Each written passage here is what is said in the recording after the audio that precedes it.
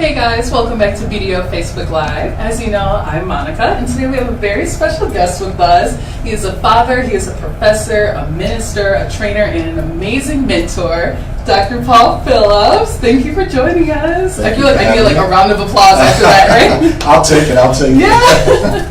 Thank you so much for joining us. I'm really excited about this topic, your background. What type of doctor are you, and then your journey into where you are now? Sure. So let's just start from the beginning. Okay. Well, I'm a doctor of divinity, or some people say theology, and I've been that since 2015. That's what my doctorate is in. And yeah, I travel around the world. I do a lot of different speaking. I've been blessed to do a lot of different technical and motivational speaking in the United States as well as around the country, in Africa and in Europe. So I've been very blessed in that area. Amazing. Yeah. Okay, so let's talk about the nonprofit. Okay. Yes, please. How did that? Was that your idea? That was my idea. Okay, anything inspired that idea? Yeah, it was really just my background and how I was raised. Again, my mom raised us. My dad was kind of gone out of the picture by the time I was 4 years old. So one of the things my mom had the wisdom to do is she put us in a church that was very youth oriented. Okay. So yeah. I'm a product of mentorship. And I was blessed to be around men, African American men in the community that were educated, godly men, and very involved in the community. You need that. Yeah. And I was such a poor kid and had a lot of challenges. But one of the things I wanted to do, I've always said when I was a kid, that when I become an adult, I was going to give back in the same manner. Okay. Yeah. So it took me a while. I didn't start this until about 8 years ago. But that's the reason why I started. I want to mentor young men. I think mentorship is vital and important to our community. Yes, it is. Yeah, it is a must-have. It is. Yeah. So that was kind of the reason why I started the program. Well, we do a whole lot of different stuff. And the age range as well. Let's talk about that. So we started by mentoring 12. On paper, it was 12 to 22-year-olds. Okay. But to be honest, over the past 8 years, we've mentored young men as young as 6 years old. Yeah, no. Yeah. As needed. It almost starts that way. Yeah. Like they're still almost being molded. Absolutely. So they have, yeah. And I'll be honest with you, when I started the organization, I was talking to my board, and they were like, Paul, we need to go younger. We need to go younger. I'm like, absolutely not. I don't want to deal with the little kids. Yeah. But a hassle, but it's needed. And for the reasons you stated, we got to start young. There's a quote, and I probably won't get it right, but there's a quote that said it's easier to build men rather than to repair broken men. Exactly. I said it wrong. Yeah. I know I said it wrong, but you get the point. No, we give it to you. No, exactly. It's much easier to build them up as opposed to to repair after all the damage, right? Yeah, so we mentor young men as young as 6 years old, and that's in the Brownsville area. Every year in the summertime, we do a program there, and it's for the little kids. And then we mentor men as old as 35 years old. And usually, of course, that's different mentorship. That's usually about career, relationships, and what have you. Yeah. But our core group are around the teenage years, and they're in the high school age range. Definitely. Yeah. And so, are you there every day interacting with the kids? How does that go? Oh, I wish. So a couple of different things. We mentor in a couple of different ways. One, we do weekly mentorship. So we're in the schools, and we've done mentorship programs for over 20 schools. And currently we're in a school on the south side of Chicago, weekly basis on a Friday morning, first thing in the morning. We're there with my group, and we talk about a lot of different things. And actually that group is a bit smaller. They're 6th through 8th grade. So we're there, and we talk mainly about character building topics, meaning conflict resolution, respect for authority, and things of that nature. And of course, with our guys, we got to throw some sports in there. Oh yeah, of course. Got to throw some sports, which works for us, because then we could talk about basketball and football, and who's the best team, who's the best player of all. Is it LeBron or is it Michael Jordan? I think it's Michael Jordan. It's always the big debate, right? But the younger boys they like that's their LeBron. time, right? So we take about 10 minutes to argue about that. But it fits with us because we get the chance to talk about good sportsmanship and leadership and teamwork together. Tie it in. Yeah. And I'm sure with that, the topic of sports also kind of gets them to open up and not feel so you're trying to, teach me or do all that. Like, they kind of just open up and forget that, hey, you're here to actually teach me something, and then looking at you like, we're friends. And I'm glad you said that, because we also, for 5 or 6 years, we had our own mentoring program that we did on a monthly basis. And because I'm a college professor, I started out by teaching leadership classes, and I rented this space, and I created a syllabus, and we advertised all over the city, and I brought some of my college professors in, and we got food. We got about 8 boys to come, and they were bored to death. Yeah. So Especially I'm like, boys too, so yeah. I can only imagine. So I'm like, how do we fix this? Right. So we actually started a monthly basketball and mentoring. And we went from having 8 boys to 52 boys. It's more interactive. Oh, Yeah, they love it. Yeah. So, and we did basketball, but then what we did, we ran a mini camp, if you will. But then at halftime, we brought in a halftime speaker, and I'm like, I got him. I have a captain of what is. Sit down, get you a snack, get you some water, and then that's what we did our mentoring. Got it. And it worked perfectly. We did that for over 6 years, and we still do it periodically throughout the year. Of course. And so are there any challenges that come up, especially like with young boys? Is there any pushback that, I don't want to do this isn't for me? I'm sure. All the time. Right? And you hit it on the head. As men, Yeah. most of the time we don't realize we need help, especially at that young age, right? We got all this testosterone going and this energy going. I'm Exactly. good. Yeah. Exactly. But, so that's the challenge we have. So that's why when I speak and I bring other speakers in, I'm very strategic. I mean, I try to get men that look like the boys that we're mentoring. And 99% of our young men are African American. So I try to get successful, articulate African American men in to come and speak. And we've had doctors and lawyers and police officers and ministers and entrepreneurs. Right? And one of the things I require our mentors to do, our speakers to do, is to be transparent. Yeah. Because a lot of time you'll see a man like myself, oh, he's successful, right? And the young men tend to think, well, he's different than I am. He came from, he was probably high class. Like, he's not like me. I can't connect with him. Exactly. There's no point. He was born with a silver spoon in his mouth, and actually I was born with government cheese in my mouth. Right. It's not always the case, but things can change. Exactly. So I encourage our speakers to be honest and open about their trials and their tribulations and their challenges growing up, and how did they get from where they were to where they are today. And especially, what are some of the mistakes that they made? Yes. Because no one's perfect.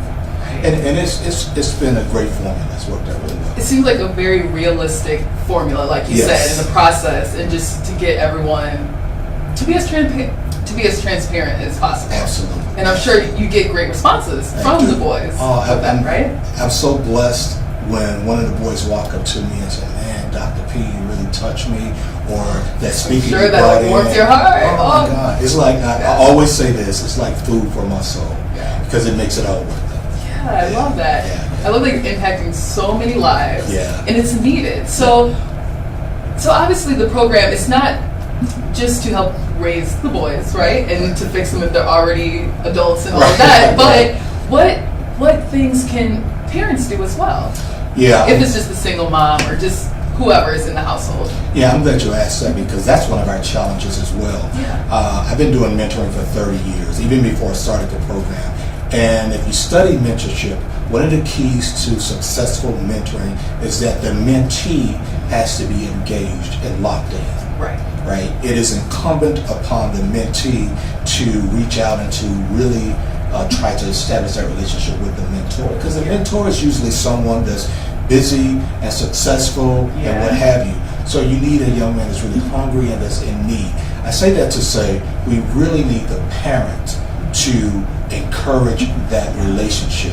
And I've had success, and I've had some situations that wasn't successful because the parent wasn't committed to getting the child, the son, to where he needed to be on a consistent basis. And a lot of times it didn't You're work. like working against you almost. Absolutely. When everyone should just be on the same team. And when I start the mentoring program, especially if we're doing one-on-one mentoring, I'm sitting down with the parent, and unfortunately it's usually a single mom or a grandma, and I'm sitting down because they've reached out to us, and I said, let's talk about your goals and your desires for this mentee-mentor relationship with your son. And then we sit down and we talk with the young man. What are your goals? Let's carve out and identify the objectives for this relationship. And then we're going to sit and we're going to come up with a schedule. Is it once a week? Is it every 2 weeks? When is it? And then we're going to talk about how we're going to interact. And a lot of times we take the kids to basketball games. I've taken young men to boxing and whatever, just to have some fun in there. Yeah. But I also tell the parent, I said, look, this is a confidential relationship. Mm-hmm. Meaning I'm not going to share everything with you because we're going to do man talk. Right. And you can't be a part of mine. You can't be a part of, because I want the young man to have confidence and to be able to trust me and tell me anything. And the only time I'll report back to the mother or the grandmother is when I feel like there's danger involved and the child is going to hurt himself or something. Yeah.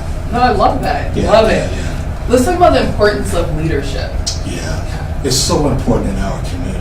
It's so important. I recall when Obama first became president, one of the things you saw all on social media is President Obama needs to come back. He needs to come back and fix Chicago because he's from Chicago. Yeah, right. And I really took issue with that because I'm like, one, he's the leader of the free world. Right. He's busy, right? And I used to post on Facebook all the time, President Obama doesn't need to come back. The men need to come back to their families and to their communities. Our communities require leadership. And men, and I hope that you guys don't take this in a sexist way, but all of us, not just men, but all of us will be in a leadership position at some point in our lives, right? So, but I often have said that if the men in our community took a leadership role, our community will change overnight. Oh, of course. Even if the women didn't do a thing. No, even I if believe they stayed the same. No, that's true. Right. So leadership in our community is so important in the home, in the church, and then also in whatever capacity that there is. And leadership means being transparent, like I said, and leading by example. Here's where I'm at, but here are some of the challenges that I faced and how I overcame them when I faced them. Here's some of the mistakes I made, and don't make these same mistakes. Let's talk about it, right? So leadership on that aspect. And my organization, the Better Man Than Me Foundation, is a grassroots organization, which means we're on the ground, we're in the front lines. But I also believe there needs to be leadership at every level, at the government level, ground level, every level. So that's what I mean by leadership. It's so lacking in so many different areas. We mentor a lot, like I said, in over 20 different schools, and believe it or not, most of the schools where we've had mentoring programs in the city have been led by, meaning the principal and the assistant principal was an African American woman. Yeah. And then I look around, most of the teachers have been African American women. Yeah. And thank God for the black woman. Okay. My mom, black woman, thank God for the black woman, because you guys do what you got to do to make it happen. Get it done. Yes, right. But think about the impact on a young black boy when all he sees at home and at school is an African American woman. One, it sends, in my opinion, it sends the message to him that the black woman has to take the responsibility. Has to do everything. And I can just coast along. Right, and that's just how it is, and that's fine. That's the way it is. And this is unconsciously the message that we're sending young men. And we got to change the narrative. Yeah. We got to change it. So that's what I mean by leadership. I didn't mean to preach to you. No, I loved it. It hit me. I love it. You didn't even say amen. Amen. Okay. Amen. I was like, yes.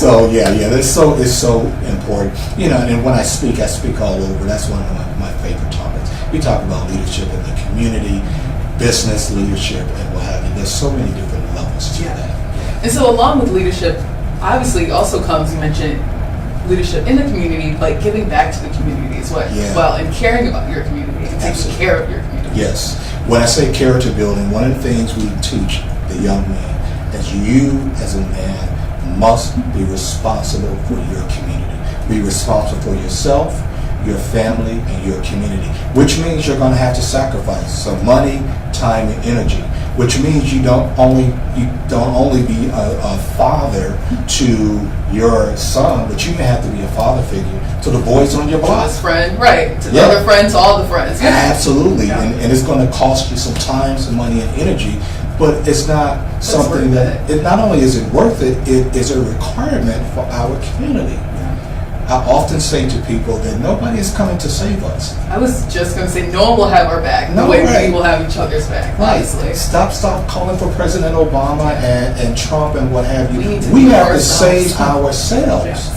And the only way we're going to do that is we reach beyond us four and no more, just me and my wife. And that's what it is, and my kids, right? That's one of the struggles. It's almost like a selfish, which isn't horrible. Like, I understand it, but if everyone just had that mindset, like you said, it's not just you and your 4 people in your household, but if we all had that mindset of taking care of each other, so many things would change. And I don't say that in a judgmental way, because I've been there. You know, when I was my kids were little and I was climbing the corporate ladder, I've always given to the community, but I was very busy. But now that my kids are adults, I give a lot more because I see the need. And that's one of the challenges that we have. I'll be honest with you, with the Better Man Than Me Foundation, most, not all, but most of our support come from African American women. It's so hard. And again, I'm reaching out to successful black men. It's so hard to give them, not because they're not passionate, but because they're busy. They're busy. So I don't say it in a judgmental way. I say it as a call to action. That we got to make a change. Definitely. Can we also talk about the impact of the fatherlessness of the young man? That makes a huge difference. Absolutely. Right? I'll be transparent. You know, like I said, my dad was gone when I was 4. And to add insult to injury, I was raised by my mom, her mom, my aunt, and then my 3 sisters. So all the women were raised. I was surrounded by females, right? And did you have any type of male figure in my church? Thank God, in my church. Thank God, you know, I had. But then they had their families, their careers, right?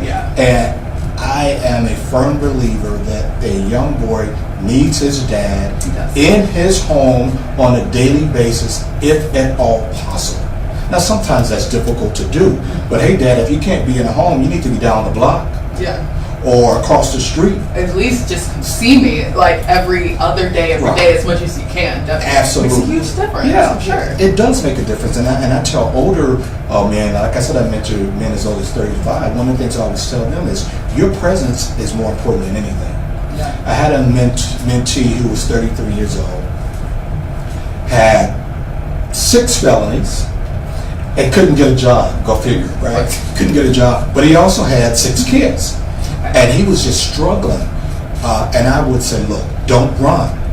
Don't run, because his kids were becoming teenagers and they wanted Jordans and iPhones, and he was overwhelming. It was very overwhelming to him. So much pressure. Right, and he couldn't provide that because he didn't have employment. It's a pride thing as well. You want to provide, they're asking for things.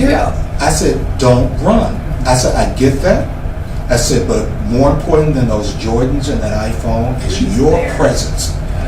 Be there. Be there. That's all we really need.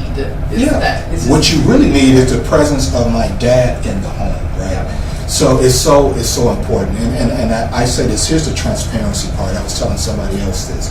For me, you know, I'm 53 years old. I didn't become comfortable with sitting in a group of men, just men, until I was 40 years old. A lot of men feel that way, though. Really? I've heard that multiple times. Well, and I don't know why. Okay. Well, for me, it was stressful for me because, one, again, I didn't have any brothers around, and I didn't have my dad around, right? So that's my point is fatherlessness has a huge impact on men when they grow up on their competitiveness, on how they relate to women.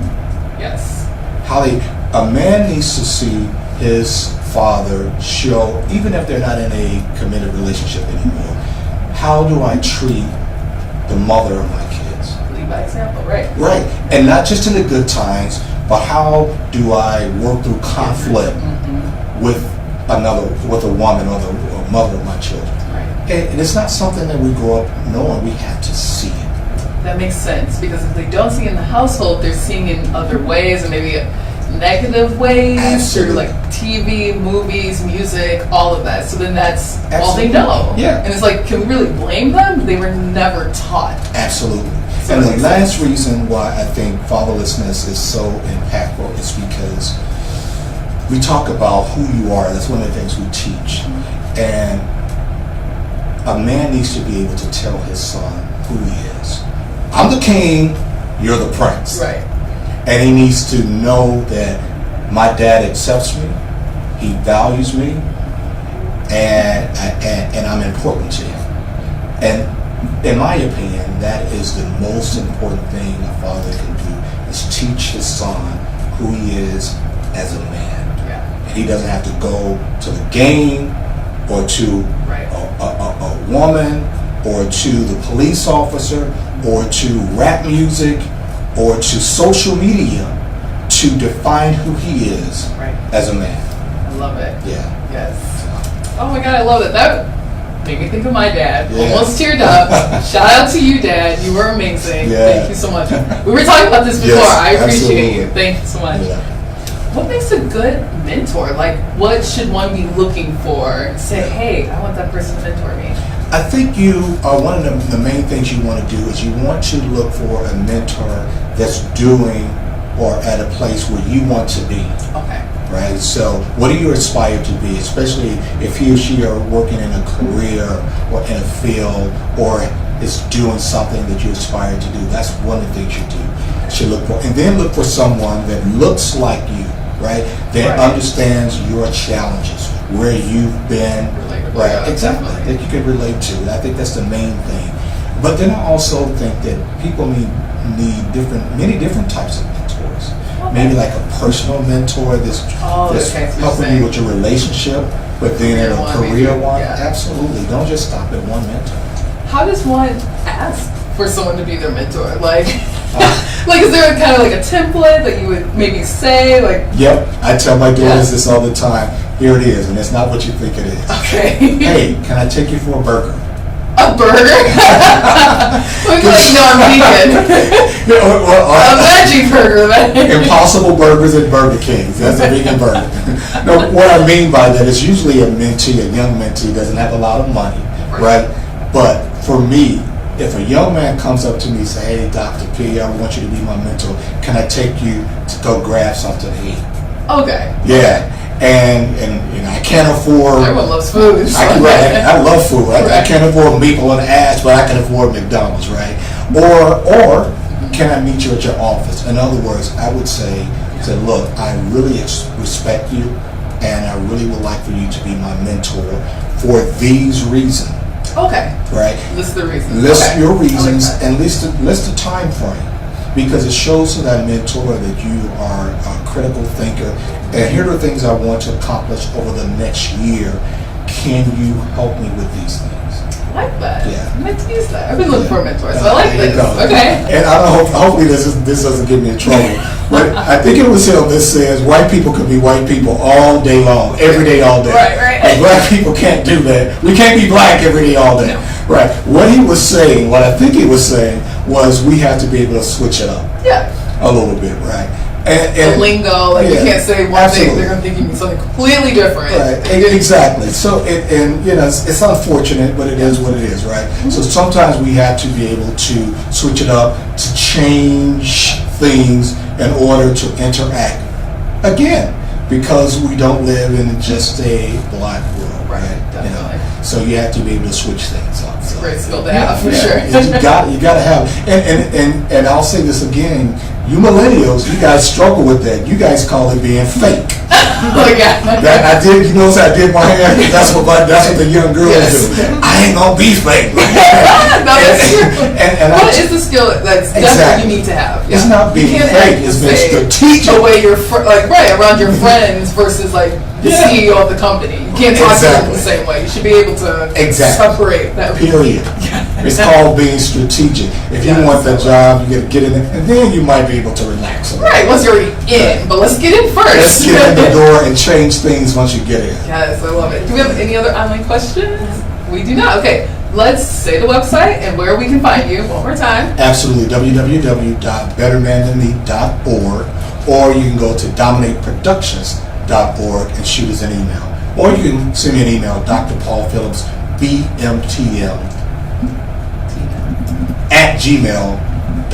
Okay. I forgot my own email. It's okay. Oh my gosh, Dr. Phillips, thank you so much for joining us. We learned so much. You guys, please like, share this video. We all need to be talking about this. We all need great programs just like yours. Thank you so much. Until next time, guys, thank you so much for joining us. Bye.